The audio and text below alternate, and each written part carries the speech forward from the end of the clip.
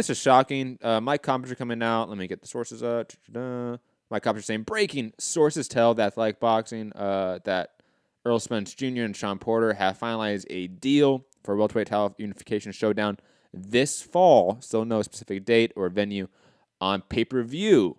Going to be a great action fight. Details to follow on the Athletic. Blah, blah, blah. Fu, I'll switch over to you first because you're a Dallas guy. I would say you're an Earl Spence fan. Like, you like Earl Spence. Maybe more so than the rest of the panel just because of the Dallas affiliation.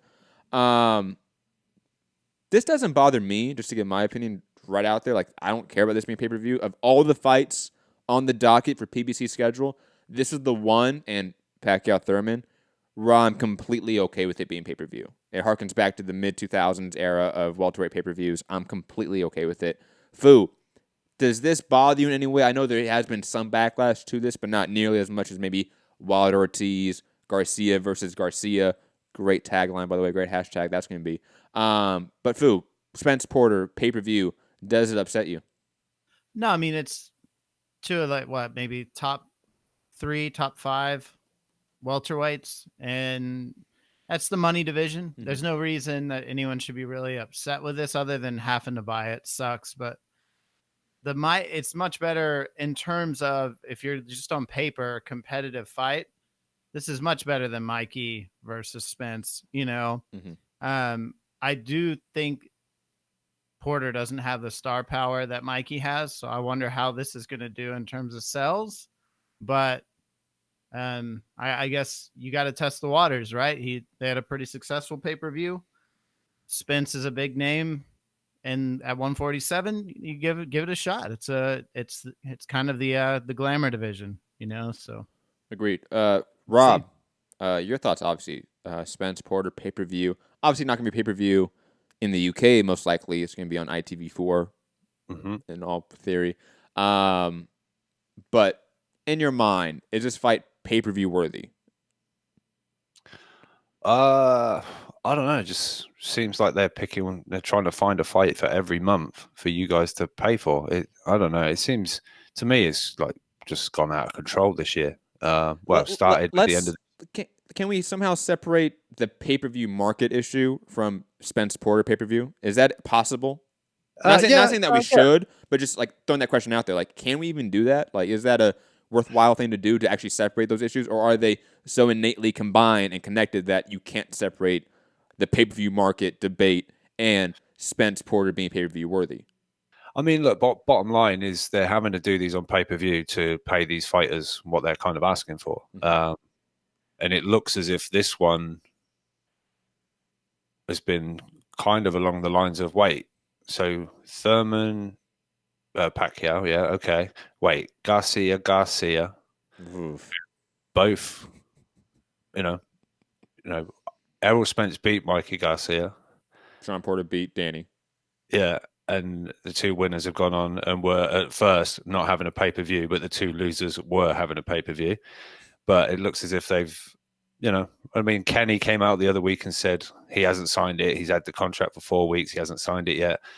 But I don't know whether this has turned out that there was some haggling over and wanting it to be pay-per-view. I mean, good on them if it is, if that's what it was. Whether it was Shawn or Errol said, wait a minute, how's that work then? We want this pay-per-view or whatever. But like you say, out of all of them, this is probably, it's unifying the welterweight division. This is probably pay-per-view worthy. And this will be the true indication of whether Errol Spence is a star or is the draw that I've been hearing from certain sides of the, boxing Twitter. Because no disrespect to Shawn, but I don't think he's really a draw. So this is all on Errol as far as numbers. With obviously with Mikey Garcia, he brought a demographic, he brought a fan base, and helped get that pay-per-view up to, what was it, just over 400,000 or whatever? Yeah, somewhere around there. With Spence. So for me, it feels like this is a lot on Errol Spence as far as what this will do. And I'm not convinced this is going to do great numbers. What do you mean by not great numbers? What do you think it does? Range. Give me a range. Like 200. Oh, that's too low. You think low? I think that's low.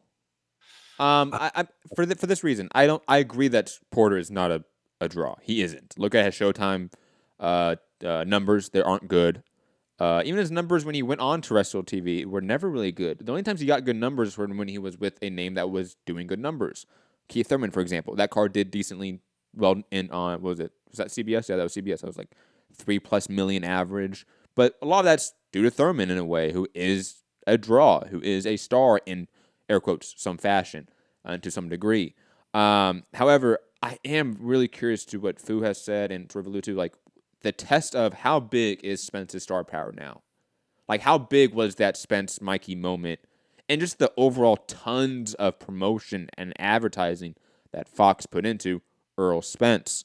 I think that might carry over in a way where if, let's say, we had a Spence Shawn Porter pay-per-view without that Mikey fight, without that success, it would do 200,000 buys. I don't think it would do decent numbers. But I think with the Mikey pay-per-view sort of success attached to it, and obviously I think we're going to see this be heavily pushed as well. I think everything with Errol Spence now is going to have the full PBC push behind him. He is one of their key guys now, obviously. He's going to be treated as such. I think we could see 300 to 400, I think still around that mark. Not really an improvement, but staying on course with a lesser sort of draw as a B-side. I think that's what we're going to see. And that's going to be successful for them, in my opinion. Fu, do you have anything to say? I also think that PBC knows what they have at 147, having that whole division kind of on lockdown right now, and it being such a big money division. We're going to see a lot of, I think, these guys matched up against each other to bring in the revenue that PBC that they need to keep, making what the amount of money they need to stay on TV, right? So, like you've seen it with Wilder. They're obviously trying to make him as happy as possible. They're trying to bring in, more heavyweights. I feel like to give him the names he needs on his resume. And I feel like this is going to be a division where, Spence, Thurman, Garcia, now Garcia, I guess, is staying at 147. So they've got some big names here. Porter to really use. And they have like build and that Spence name. And they have like bottom half, top 10, 15, 20 guys that they could fill out in cards and be B-sides for tune-ups and stuff like that are respectable tune-ups. Yeah, I mean, and even going from here, I mean, Spence could dominate Porter and go right into a Danny Garcia pay-per-view, or, like there's a name there for him to use, to continue to build. Even, the Pacquiao Thurman fight, obviously that winner hopefully is going to unify, at that point. So I feel like this is going to do better than we think. I'm not a fan of all of these pay-per-views doing well because it's going to continue to put more pay-per-views on the table. But at the same time, if that's what it takes to get the fighters paid, I just do. Part of me does hate that we are one of the only sports that continues to put ourselves behind like multiple barriers for people to be able to enjoy the sport. Mm-hmm. Because as shitty as like the Fury fight was, I did have like 10 or 15 friends text me about what a spectacle it was, right? That don't even watch boxing. So the more opportunity to put boxing in front of people, the better. But I mean, the fighters have to be taken care of too. I think, to sort of talk about the pay-per-view market for a second, and then we do have to sort of switch topics. So we have a lot to get to today. And callers 323-870-4051. Press 1 to get in the queue. International callers, Skype, Mixed Combat Radio. Obviously, the next sort of slate of pay-per-views, we have Wilder Ortiz 2 in, what is that, August, September? Rob, when is that exactly? Wilder Ortiz? Yeah. Tim Smith said November. November, okay. We have Spence Porter on pay-per-view in the fall, so I'm thinking December, October, so not obviously the same month. I would imagine, yeah. It's going to be around, obviously, Wilder Ortiz too, and both are probably going to feed off of the NFL and Fox's coverage and just overall promotion, let's be honest. And then Mikey Garcia versus Danny Garcia. And is that official for a month yet? I think the last time I heard that was August. Well, last I heard, Mikey denied that the fight was happening. not that it was happening, but the talks were the talks were even kind of happening. But I don't know. No smoke without fire. I don't see Cop putting it out there if it's not kind of. So let's in theory say that Mikey Garcia versus Danny Garcia is factual. It's happening. It's pay-per-view, like it was first reported. I think we all agree that Mike Compinger is probably right with these sources. He works for Fox and PBC, though he will be leaving post Pacquiao Thurman. But that means he has built-in sources. So I believe he's getting good information. Are we all in agreement on that? Yes. All right. So Mikey versus Danny is what, September, probably. September, October, November slate. Which one is, or do any of them bomb? Do we have a pay-per-view bomb finally in the PBC slate to change course? Because obviously Crawford Khan was not a success. We know that. I think there's a reason why Crawford's sort of next fight has been quiet. It's because of that. Because they don't know how to handle Crawford's payout when he's not a pay-per-view guy. So Top Rank's already, I think, changing course. Are PBC going to change course? Are any of these pay-per-views going to fail in any of you guys' mind? Rob? I just don't know what kind of number will be considered like oh, fuck, that's... But let's say below 200,000 is a clear failure, right? I think we can all agree on that. Like below sub 200 is bad. Yeah. I would say Garcia, if that was to be made and it is a pay-per-view. I just don't see what's... It's not like, whether people think it'll bomb or not, Spence Porter, it's a welterweight unification fight. It's a great fight. Yeah, it's potentially a really great fight, yeah. Obviously, Wilder, Ortiz. For me, it's not pay-per-view. It's apparently righting the wrongs. It's a great fight, not pay-per-view worthy. Yeah. It's a great heavyweight fight. Showtime, I'd be like, not that I'm paying for it, but I would be less like, oh my God, pay-per-view, really? It is, as much as I'm not bothered about seeing it again, because I felt, yes, there was the air quotes controversy or whatever, but he proceeded to go and knock him out, and Ortiz faded badly and he got knocked out. So to me, that's not... I'm not convinced that one's going to do great. I don't know that it bombs. But yeah, I'd say Garcia is maybe the one that could be like whoa. But maybe they know that in advance a little bit, but it's still whatever it generates, I guess. But so you think, you sort of allude, like, you don't think even if that bombs, they're going to course correct? You think we're still going to get pay-per-views in 2020? Like, the PBC doesn't change their methodology in terms of what fights on pay-per-view and what fights aren't. Well, 1 out of 12 ain't bad strike rate, is it? I mean, that's true. Yeah. It seems to be. And I'm just saying, I've seen some people say, oh, $75, it's nothing. If it's good fights, it's good fights. But for some people, it isn't. I'm sure $75 to have a few hours TV watching some boxing isn't something they're like, oh yeah, no problem. Just keep putting pay-per-views on. I'll keep buying them. I don't know. As a market, we're asked so much to watch these sports. Subscriptions to premium network channels, streaming apps, providers. Look, you're now having to get Cops News via a $3 subscription. We were getting it all onto. I mean, he's still tweeting bits, but if Loki, Mike, if you're listening right here, I am upset with you, okay? Keep all this shit behind the paywall, Mike. What are you doing? You're fucking up the business model, okay? I am paying for that, like, purely for you, Mike Coppinger. Rafi, I think you do great work, Rafi. I think you do fantastic articles, but you don't break news the same way that Mike Coppinger does. Lance, you're all right. You're a legend in the sport. Scorecards are trash, but I'm not paying for you, Lance. Mike. Extra trash. Mike, you break news. Keep that shit behind the paywall, my dude. What are you doing? Mike's tweets need to be like, oh my God, you are not going to believe this.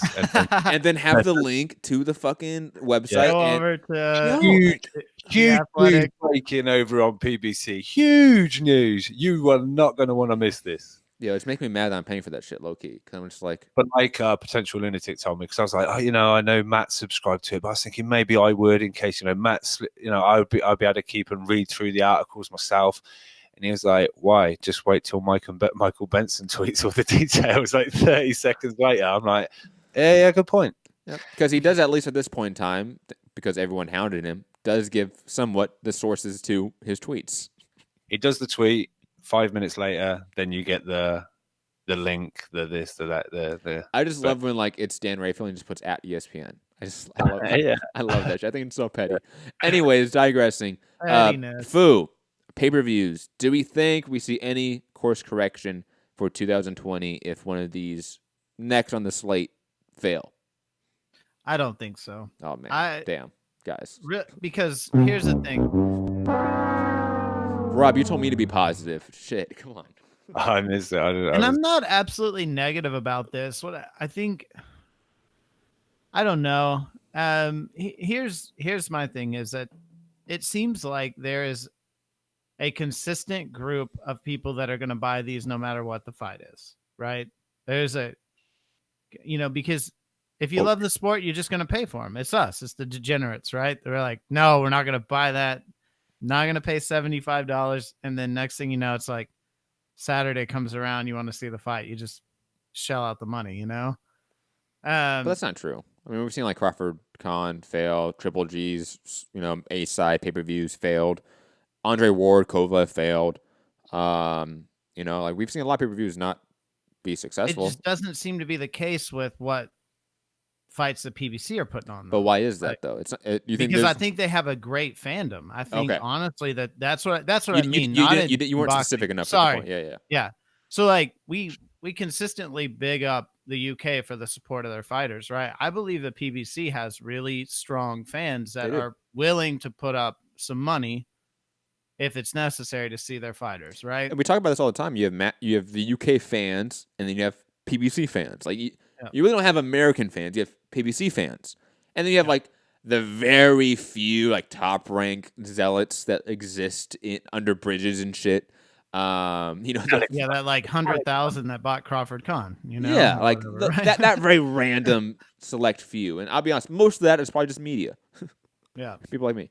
And so I think none of these will do under 200,000. And then in addition to that, it's easy for them to redefine what success looks like on that model, right? You've seen it with everyone. Like they're renegotiating percentage points. So UFC have done it too. It's not a PBC exclusive thing. So I don't think we're ever going to run into a situation where they stop doing pay-per-views unless they go somehow to some form of an app model where you have a monthly subscription, for just the fights, and then they can just guarantee money to the fighters, which isn't out of the question. I mean, it's not out of the question that Showtime could put something out that is a boxing portion or sports portion of the programming that you would pay extra for. So I just think right now, this is the only way that they can keep their top fighters happy, while like you got Tevin Farmer, who's maybe third or fourth best at 130 making, bank at the zone. Like, realistically, let's be real about all those things. So, when you've got, not that Tevin Farmer is definitely, I think, wouldn't you guys say at least close to an A fighter right now? Maybe a B, like at the weight class. Okay, I'll put it this way, Fu. If he fights Burchell or Javante, is he an A side? No, but I mean like A level. I'm not saying A side, but he's an A level fighter. Yeah, but he's getting buku money at DAZN. Yes. Like he's getting paid, and then you get these other fighters who aren't getting paid. So there's that pay-per-view model is going to stick until there's some alternative, because that's the only way they're going to keep these guys from leaving to go to ESPN or DAZN or somewhere where they're going to make $2-3 million a fight, no matter who they fight. So agreed.